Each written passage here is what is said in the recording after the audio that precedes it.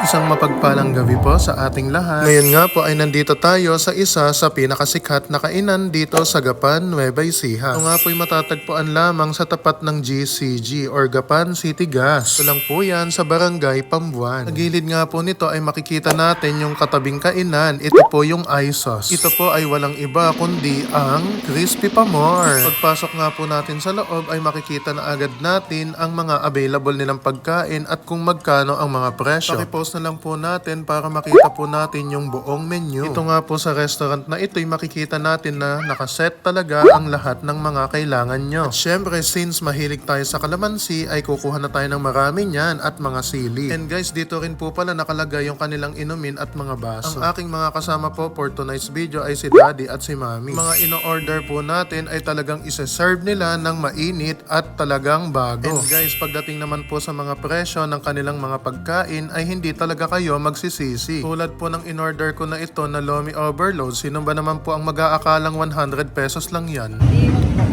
And yan po, dumating na rin po yung in-order ni Mami na pansit bihon. Sa lasa naman po ng pagkain ay talaga naman, uy, sarap. Tikman ng sahog. Ayun no, nadinig nyo ba? Diba sobrang crunchy? And sa sabaw naman, talagang mapapahigop ka ng ganito. Guys, ito yung noodles niya. Oh, tingnan nyo, umuusok pa. Sobrang init. Yan. Yan o, umuusok.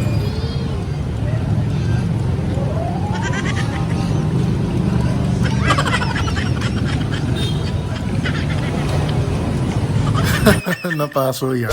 Di ba ang init? And dito nga guys sa Crispy Pamor ay pag sinabing overload ay talagang nag-uumapaw. Tulad po ng in-order ni Mami na pansit bihon. Ay nako, talagang pang 3 tao. Ayan, malamig na, hindi na mapapasok.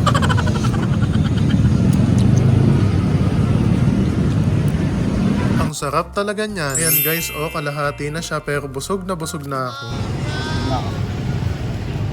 At dahil nga busog na ako ay hindi ko na rin kayang kainin pa yung binibigay sa aking pansit. So guys, what are you waiting for? G na kayo agad dito sa Crispy Pamor. Hanggang dito na lang po and maraming salamat po sa inyong lahat. The end.